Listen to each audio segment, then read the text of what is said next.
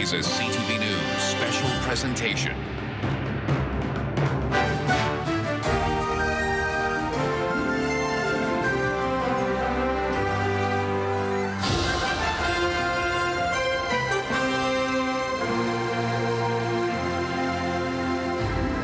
It's 8 o'clock on the East Coast from Digby to Dominion, Tatamagouche to Tantallon.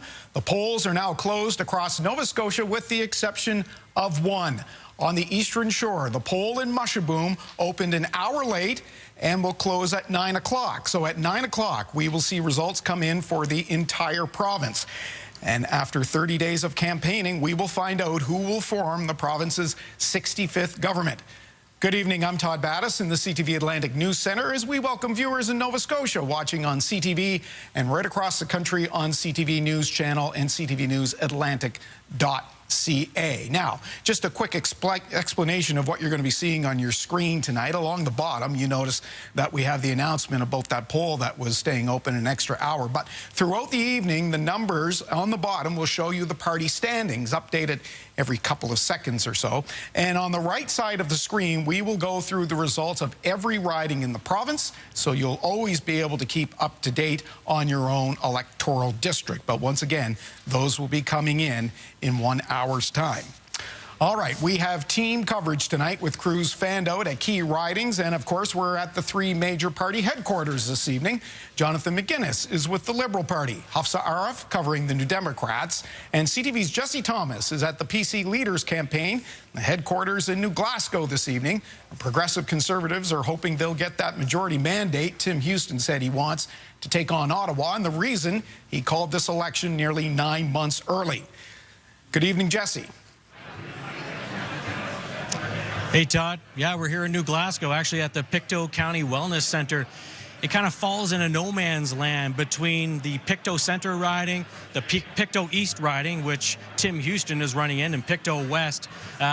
Houston isn't here right now, but many of his supporters are. They're starting to fill this room. It's a jovial crowd. There's a bit of excitement and maybe a little feeling of nervousness as well. Todd, that's right. We'll be taking a closer look at the ridings throughout Nova Scotia this evening, breaking down those numbers and taking a closer look at some of those battlegrounds. But as we take a look at the province, this is what we're looking at right now. Of course, we don't have any votes coming in just yet, so this board is staying more of that gray-black color, but as the night goes on, we'll see that begin to change. Now, to show you what it looked like at dissolution, we did see a lot of PC support through many rural areas. It's when you got looking at the more urban centers around, in particular, Halifax Regional Municipality, that's where we sort of saw that divide, the NDP, Liberals gaining seats there as well. But as you can see, the ridings are all different shapes and sizes. So this is just one way that we can look at the data tonight. There is another way that we can break down that information for you as well. So when you look at the four different key areas, we have Metro Halifax, where you can see that divide between the NDP, PCs, and the Liberals. We also have the Valley South Shore, where the PCs held quite strong there.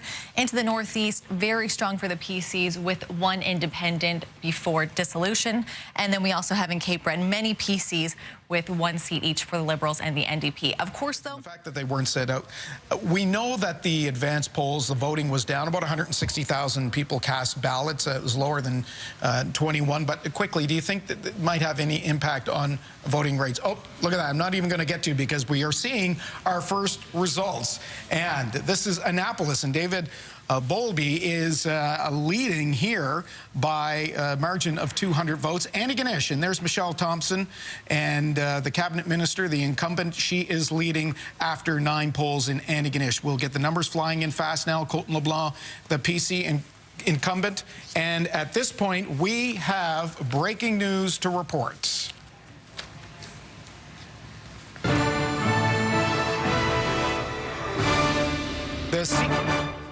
The CTV decision desk is ready to declare a Progressive Conservative majority win. And there is a look right now live at the hall in New Glasgow, PC Party headquarters, where obviously they are celebrating.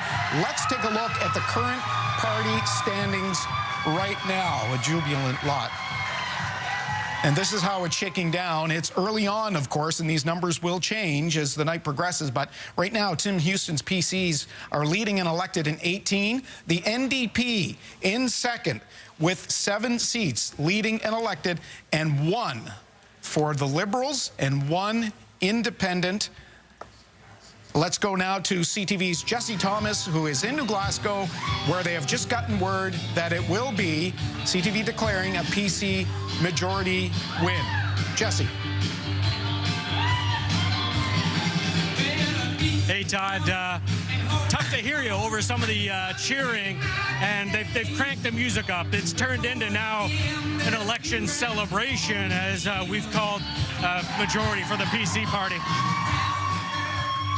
You can hear the noise behind us tonight. As the results were coming in, people were huddling around the TV, and there was a little bit of a hush, but that's no longer the case here, Todd. Hey, thank you, Jesse. Let's go right now to Halifax, downtown, and that's where CTV's Hafsa Arif is standing. But we're going to go to Stephanie Seekos first with how this came together. Stephanie? Yes, we want to tell you about how we arrived at this result with the PC majority win. The magic number, of course, was 28 seats needed for that majority, and our projections showing the PCs certainly will get that. The range right now, anywhere between 34 to 44, so they'll land somewhere right in the middle. They're coming into this election. They did hold 34 seats, so now it's just a matter of how large this majority will end up being. So as the votes continue to get counted, we'll see this margin continue to narrow.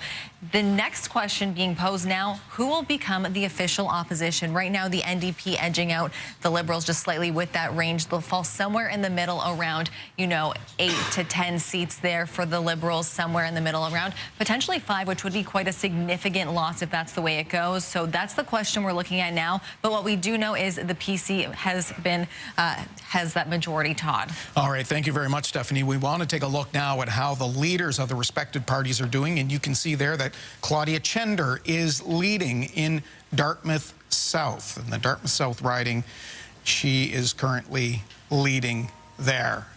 And there is Dartmouth South with just 6 of 39 polls reporting, and Claudia Chender pulling away from the PC and Liberal candidates.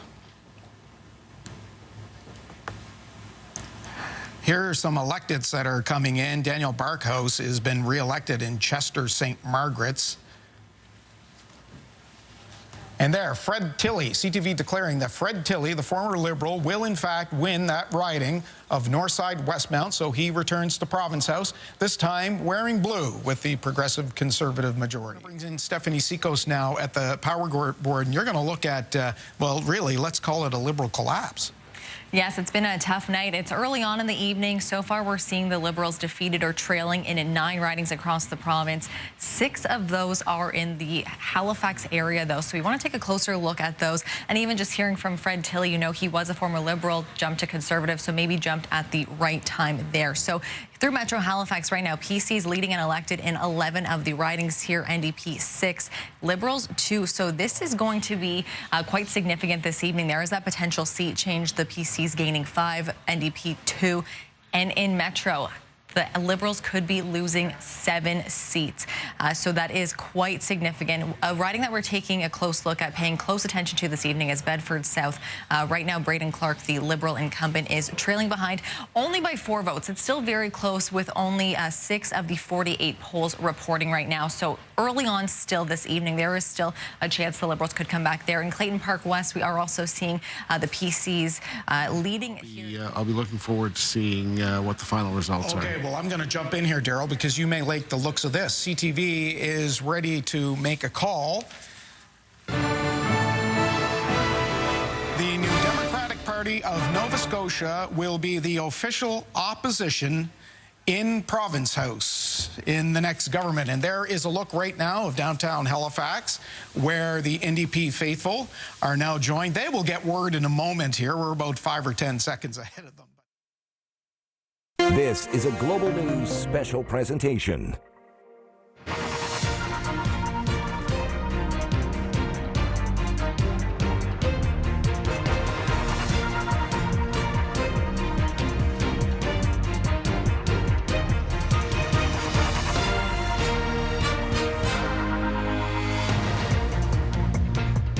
Well, good evening, everyone. Welcome along to Decision Nova Scotia, global news coverage of the Nova Scotia provincial election. My name is Paul Brothers, alongside Heidi Petracek. Good evening, Heidi. Good evening. Good to be here. Yeah, nice to to sit next to you. For sure, yeah. We are broadcasting live this evening on the main network here on Global Television until 10 p.m. You can also find us online on the Global News app and on our streaming platforms. We will be here to bring you all the latest results and analysis as they come in. Yes, indeed. And our Global News team is spread out right across the province, as you would expect, to bring you reaction from 3 of the main party headquarters. Megan King is in Pictou at PC Party headquarters. Ella McDonald is at Liberal headquarters in Yarmouth, and Skye Bryden-Blom is in Halifax at NDP HQ. And to help make sense of all this for us, the experts, Laurie Turnbull, a political science professor in the Faculty of Management at Dalhousie University, who is in our Ottawa studio tonight. And with her is Global News chief political correspondent David Akin, who is keeping a close eye on each of the 55 races underway tonight. The polls have closed in all but one polling station, and we'll have more on that in a bit. But first, a brief explanation of what you'll see tonight. If you were watching online, click on your riding anytime to get up-to-the-minute results. Yeah, and if you're watching us on television or on the app, you can see the results here on the right side of your screen as they are reported by Elections Nova Scotia this evening. And very important, everyone keeping their eyes on the bottom of your screen for the seat count. Right now it's at 0, but that's where the party is going to happen tonight. Each of the parties are hoping to get to 28 seats, Hadi. That's the magic number to form a majority government. We are going to get you those results, of course, but Elections Nova Scotia has hit a bit of a snag. Yes. The opening of the polling station in Mushaboom in the riding of Eastern Shore was delayed this morning because Elections Nova Scotia says site workers forgot some supplies. Yeah, good evening, everybody in Mushaboom. You've got an extra hour tonight, so it's staying open until 9 p.m., an hour later than other polling stations. Elections Nova Scotia says it won't report any results until all the polls are closed, but once that happens after 9 o'clock, Hadi, the results are expected to come in fast and furious. Indeed, they are. But first, let's take a look at where we were before this election was called. So after the 2021 election, the PCs held 31 seats in the legislature. The Liberals had 17 and the NDP had 6. Now, we can't forget Elizabeth Smith-McCrossan. She was the lone independent MLA representing Cumberland North. Since that time, 2 Liberals have crossed the floor of the legislature to join the Progressive Conservatives. Brendan McGuire joined the PCs to become Minister of Community Services last February. Then we have Fred Tilley, who crossed the floor of the Ledge just days before the election was called and is running now as a PC. So the PCs also gained a seat in the 2023 by-election in Preston, triggered after Angela Simmons decided to step down. Twyla Gross won that riding, bringing the total number of PC seats up to 34 heading into this election. The Liberals now have 14, the NDP with 6, and we still have that 1 independent. How do things look after tonight? We're about to find out. And let's go to the man in the tartan tie with a path to power as we say good evening for the first time, David Akin. Good evening, sir. Yeah, good to be with you, Paul and Heidi. And listen, can I just say something about this Elections Nova Scotia decision? I've been dying to get it off my chest. Dorothy Rice is the Chief Electoral Officer. It's her first time as a CEO. That's what they call Chief Electoral Officer. We have one little bit of orange up there in Cape Breton Centre, Whitney Pier. The incumbent, Kendra Coombs. Look at all the votes in. This is the first result. Normally it's like 2 votes, 10 votes. 718 votes in already for Kendra Coombs. She's leading by 104 votes over the Progressive Conservative. That is up in Cape Breton, Whitney Pier. We have a minister, Brian Comer, mental health and addictions. He's got 60% of the vote, 230 votes cast for Brian Comer. Joe Ward at 26% and the NDP in third. Things unfolding as we kind of expected to at this point. Let's get into HRM, where we've got a little bit of action going on here. And this is a riding that the PCs were kind of hoping they might gun for if everything goes well. But right now, Braden Clark, he's the incumbent. There's only 3 polls reporting here. He's got a 23-vote lead over Damian Stoyloff, the challenger for the PCs. Elsewhere, what have we going on? Right there, we have the leaders riding. There's Claudia Chender right there, Dartmouth South. She's got a 72% of the vote in.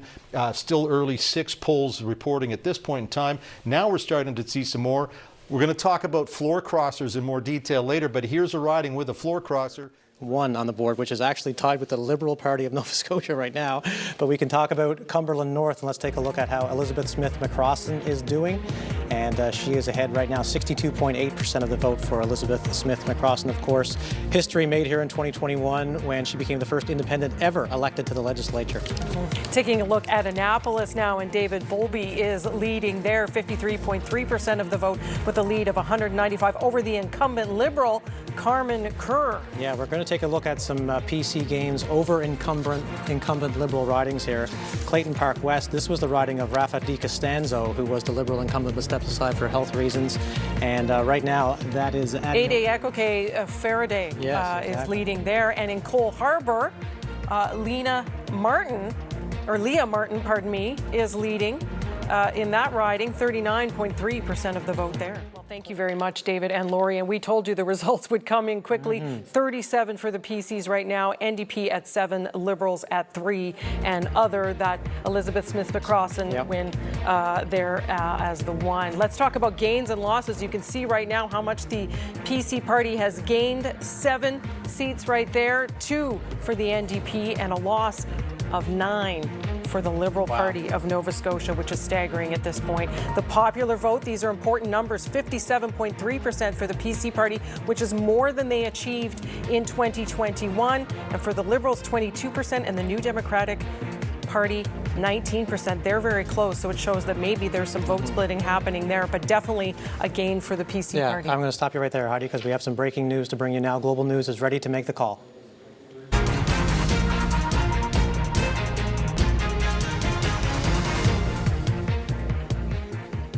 And there you have it. Tim Houston will indeed remain as Premier of Nova Scotia. He and the PCs have won the second mandate he was looking for. So let's go now to Megan King at PC headquarters, where I can't imagine what the feeling is right now, but she knows. Megan.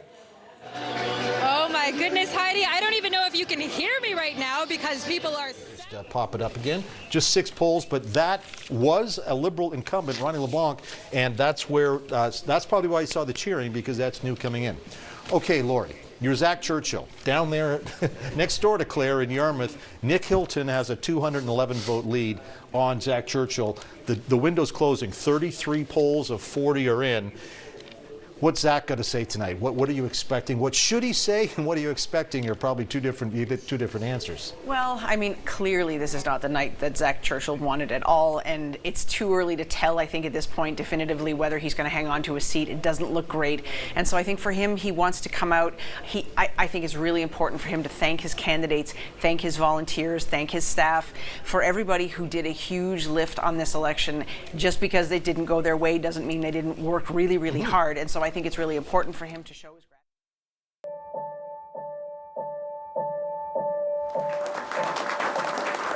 gratitude. My public life is before me. As Premier, I've always welcomed the accountability that comes with facing the voters. And we are going to put forward a plan that is a better deal for Nova Scotians. What people need is for health care to actually improve. What people need is to be able to afford their homes. And I know you will believe me when I say that when I sit down in solitude to the labors of my profession, the only questions I ask myself are, what is right? This is a plan for lower taxes, for more doctors, and higher wages. And this is a contract with Nova Scotians. We can build a province where everyone has the health care they need. What is just? We can make sure that no child goes hungry. We'll double the seniors' care grant. We need to create a province where young people can afford to live. What is for the public good?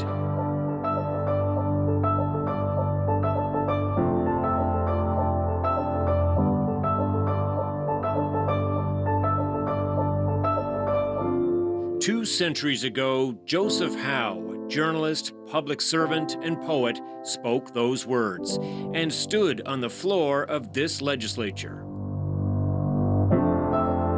Tonight, more people will walk into the annals of history to write the next chapter of politics in Nova Scotia. We'll find out who right now. This is Nova Scotia Votes.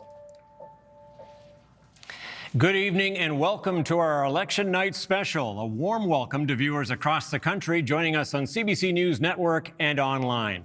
We're also offering a digital stream of this special featuring American Sign Language. You can find that on our CBC Nova Scotia website. I'm Tom Murphy. And I'm Amy Smith. We're here at Nova Scotia's beautiful Province House, home of the House of Assembly. It is the oldest legislative building in Canada, home to countless arguments about Confederation, human rights, politics, and policy that carved a path for people here and across the country. Tonight, we'll find out who will form Nova Scotia's 42nd government. Will Tim Houston and his progressive Conservatives be rewarded for this snap election call with an even stronger majority government? Can the second-place Liberals under Zach Churchill gain ground? Or could the NDP move up from third place in Claudia Chender's first provincial election as leader? Well, over the next few hours, we will have the most experienced team in Nova Scotia politics to guide you through the night. Amy and I are joined on set by Paul Withers, covering his 11th provincial election tonight, and our provincial affairs reporter, Michael Gorman, fresh off 30 days of campaign coverage. But before we hear from Paul and Mike, we have to take you to Brett Ruskin in our newsroom, where he has spent the day tracking a big change to how results will be released by Elections Nova Scotia tonight. Brett. Tom, a big change from a little place. Mushaboom, Nova Scotia, is where there was a delay. That's right. This is what the Progressive Conservatives expect to unfold. Just a reminder to our viewers tonight, there's David Bowlby. We were talking about Annapolis, about a quarter of the polls in with Bowlby, who is the farm manager for Agriculture Canada's research station in Kentville, up by 195 votes. This was a seat that got some attention from the Progressive Conservatives. They wanted to take it away from Carmen Kerr. Bowlby is up by 195. 12 of 46 polls reporting there, yeah. This is the Progressive Conservatives dominate mainland Nova Scotia. This is the kind of seat that they will be expecting to hold on to. Michelle Thompson, the Minister of Health, 400 vote lead, again with about a quarter of the votes in. This is heading in the right direction for her and for the Progressive Conservatives. We heard from Jean that Argyll is the safest PC seat. Colton LeBlanc last time received 82% of the vote in Argyll in 2021. He's looking awfully strong tonight, that's for sure. And Cape Breton, Whitney Pier, one of the ones that we were watching, Kendra Coombs was involved in one of the closer elections last time. 100 vote lead, again, with about a quarter of the polls in, against Darren O'Quinn, who is the candidate for the Progressive Conservatives, who had just won a seat on the Cape Breton Regional Municipal Council when he decided to maybe he'd like to leave that behind. Jumping up to 26 now, the PC's on the board, leading and elected. Interesting situation here. Liberals have great hopes for Braden Clark. They're hoping that he's one of a safe seat in those suburban Halifax ridings. But with 3 of 48 polls reporting, he's only got 140. He's got 148 on the board for the PCs. Let's take a step back and look at the bigger picture right now. We can look at the vote share in this province. Huge number. 60%. Wow. That is a big one. That is a major number. Considering the last election, the PCs got 38.4% to form a majority. This is huge territory, Mike. It's massive territory, and it's reflected in that seat count down at the bottom. Right now, 30 for the PCs, but I got to draw your attention to the other two numbers. 19.1% vote share for the Liberals, 18.9% vote share for the NDP. But look how much more efficient their vote is. With 18.9% of the vote, the NDP currently are leading in 8 seats. The Liberals have 19.1% of the vote, but they're leading only in 1. It's the efficiency of the vote, right? It's not necessarily how many votes you get, but how many seats you get. That's right. We could see the PCs up 7 from last vote, NDP up 3. Another flip side of the coin there, the Liberals down 10. So this is shaping up to be a very, very bad trend for them this evening. Certainly not where they want to be. In fairness, there are still 15 seats to come, so we're not sure, how that might change things. But right now, this is we're headed towards worst case scenario right now for the Liberals. If they're down to 1 seat, they risk being an unrecognized party in the legislature. And we've got 45,000 votes in the system right now. So it's a start of what could be a big, big night for the Tories. Well, it already is looking that way. There they are sitting steadily above the 28-seat mark for a majority. They've got 31 right now, which is what they had, of course, after the last election. They're certainly hoping that that number will come up. It's already gone up to 33. And 37, they get supermajority. 37 gives you supermajority, and quickly for folks who don't know, who aren't political nerds, 37 seats is 2/3 of the seats in the legislature, and if you have 2/3 of the seats,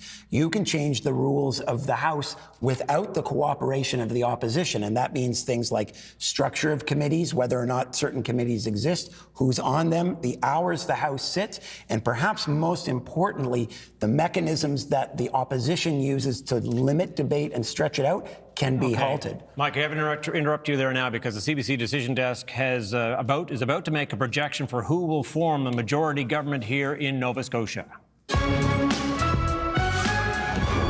And there you have it. It will be a progressive conservative majority government. Tim Houston returning to this building, Province House, Paul, as Premier once again. Well, I guess we can safely say that the early election call worked. He was able to take advantage of discontent with Justin Trudeau, caught the other parties off guard. But I think you have to say it's not going to get much better than this for the Inside Progressive election night Conservatives. headquarters there, the PCs, and people are watching the TVs and enjoying what they're seeing and hearing. You know, governments in Nova Scotia are usually rewarded with a second term, but this is shaping up to be a really big win for a second term. And certainly it would be a vindication for Tim Houston as a leader. It would be a vindication for the government that he ran. He was obviously the most popular leader in this election. That was what polling told us throughout. That run by Richard Hurlburt. This go around, Richard has been helping Nick. He's been appearing with him at debates and as he goes around town to various events. So a bit of a perhaps full circle moment there, I guess. And we've got some races. We've got 78,000 votes in the system right now, and we've got some that are just too close to call, under 100 votes. Have a look at this. And Bedford South is a tie. It's a dead tie. That's Braden Clark's district that he's hoping to hang on to. That's a district that the Liberals had said to me, if we lose Braden Clark, we may be down to one seat. Wow. And so, you know, as we're seeing that could play out. We see Cole Harbour, just one vote in the difference. Just one vote. That's one of those seats where the Liberal incumbent did not reoffer, and both of the other parties were feeling bullish. Clayton Park West, we've got 15 votes separating the PC and NDP candidate there. That's right. And then you go down that list, Sackville, Cobequid, the NDP leading the PC by 24. Sydney, member 2, that's Derek Momberket, is leading his PC challenger by 28. In Halifax, Armdale, the NDP is leading the PCs by 33.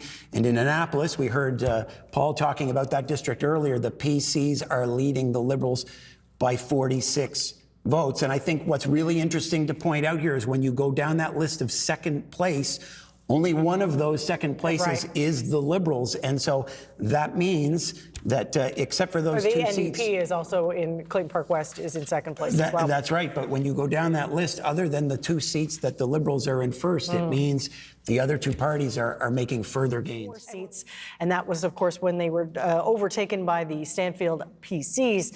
But let's have a look at how the Liberals have done right across the province. Let's have a summary.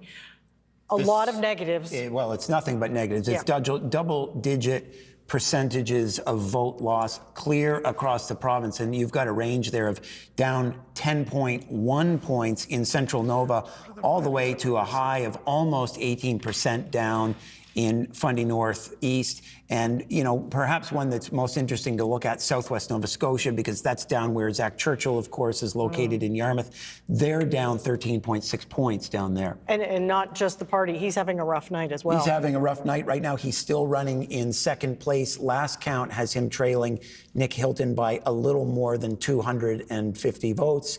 210 votes rather. And so he's in for quite a fight tonight, putting aside the future of the party. Zach Churchill is in for a fight for his own seat this evening. And they need 2 seats to maintain party status. So 2 seats to be a recognized party in the legislature. You have to have run candidates in 75% of the districts.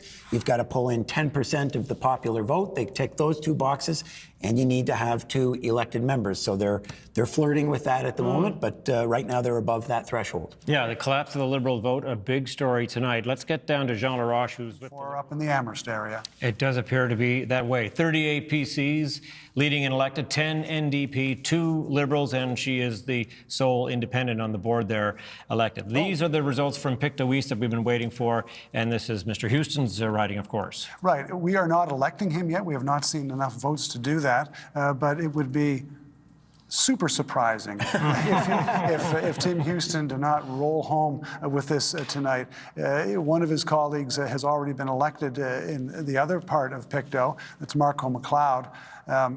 Houston, this will be just another stop on the road to a massive win. Is he smiling there because he can see the 38 on the board, you think? Because that's also a huge number for the PCs tonight. It certainly is. It's been a great night for the Progressive Conservatives. They are celebrating.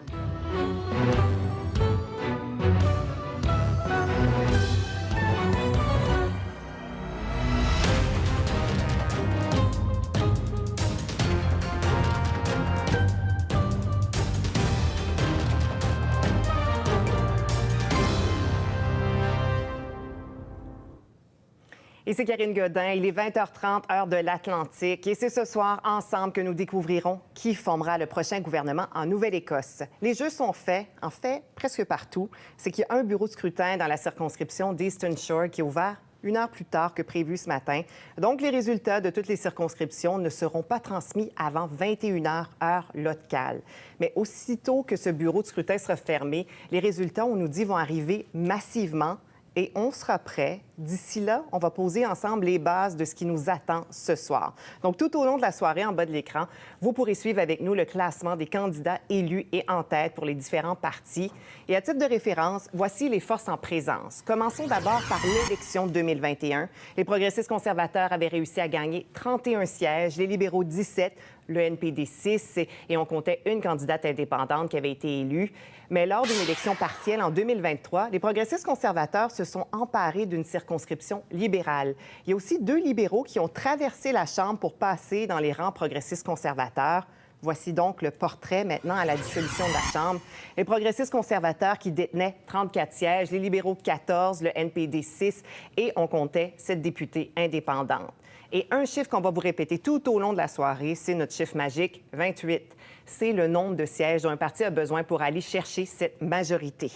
À noter que le vote par anticipation s'est terminé en Nouvelle-Écosse samedi et c'est près de 160 700 personnes qui se sont déplacées pour voter à l'avance, soit plus de 20 des électeurs admissibles. Et pour m'accompagner tout au long de cette soirée sur le plateau, Marc Babin, vous serez à l'analyse. Bonsoir, Marc. Bonsoir, Karine. Et Margot, c'est par vous que passeront les résultats et cette carte électorale. Voilà, vous parliez des forces en présence. Allons voir tout de suite comment ça se matérialise sur cette carte de la Nouvelle-Écosse. Alors, vous voyez clairement du bleu d'un bout à l'autre de la province, cette majorité progressiste conservatrice qui se lie très bien. Le parti qui a beaucoup d'assises, notamment en milieu rural. Ils détiennent presque toutes les régions rurales de la province. Les libéraux se maintiennent quand même, maintiennent encore des assises, notamment... D'offrir 13 %. Les néo-démocrates, eux, qui se sont intéressés à d'autres mesures. Ça va être, Marc, on a nos premiers résultats de la soirée. Ça commence dans 4 des votes dépouillés jusqu'à présent.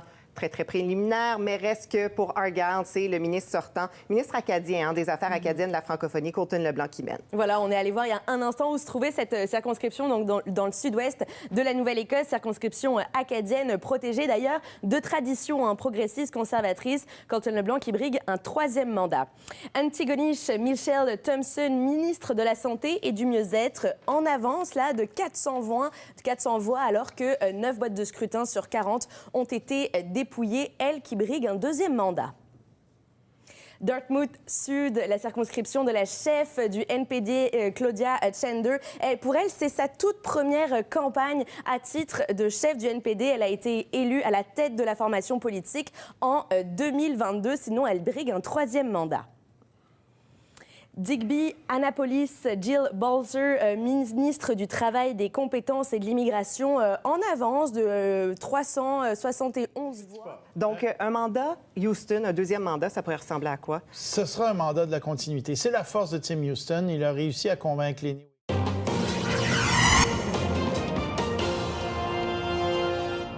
Et 1h07, Radio-Canada prévoit que si la tendance se maintient, le prochain gouvernement sera progressiste conservateur et il sera majoritaire. Donc, Radio-Canada qui prévoit un gouvernement progressiste conservateur majoritaire. Tim Houston qui a remporté son pari en déclenchant des élections avant la date fixe. Il voulait profiter des sondages favorables pour aller solidifier encore plus sa majorité. Il l'a réussi. Les progressistes conservateurs ont le vent dans les voiles de 34 sièges lors de la dissolution de la Chambre. Ils se dirigent, là, on voit 37 et c'est pas terminé. On n'a pas des résultats dans toutes les circonscriptions. On en a seulement dans 48 des 55 circonscriptions. Et le parti qui a misé sur le coût de la vie pour y arriver, réduction de la TVH, baisse d'impôts des particuliers, des petites entreprises, hausse du salaire minimum aussi, fin des péages sur les ponts d'Halifax. Ça, c'était pour aller chercher ces circonscriptions en banlieue. Plafonnement aussi de la hausse des tarifs d'électricité dans la province. La soirée qui ne fait que commencer, mais déjà 8 minutes après le début des résultats, on peut vous prévoir un gouvernement progressiste conservateur majoritaire. Donc voici, à ce moment-ci, 2 élus, 35 en tête pour un total de 37 chez les progressistes conservateurs. On a 7 candidats en tête pour les néo-démocrates, 3 pour le Parti libéral. On a un candidat indépendant en tête. Le vote exprimé, 58 pour l'instant, qui s'en va chez les progressistes conservateurs. On a 22 pour les libéraux, 18 pour les néo-démocrates. Et cette majorité, elle est à 28. Là, on avait 37, là, on en a 36. Quatrième mandat dans cette circonscription, donc, du centre-ville de Sydney au Cabreton. Claudia Schender, la chef néo-démocrate élue dans sa circonscription de Dartmouth Sud. Voilà, donc une première campagne pour elle à la tête du NPD. Tout s'est bien passé donc pour elle, qui a conservé vraiment cette forteresse néo-démocrate de Dartmouth Sud. Elle amènera avec elle Susan Leblanc, Dartmouth Nord, qui est réélue aussi dans sa circonscription. Voilà. Question de temps, de chef du Parti progressiste conservateur dans Pictou-S. On l'attendait. Les résultats ont pris un petit peu de temps à arriver dans cette circonscription. Mais ça ne lui a pas collé dans cette campagne. Personne n'en a vraiment parlé. En 2017, les néo-démocrates avaient misé beaucoup sur cette information. Et il avait dit, écoutez...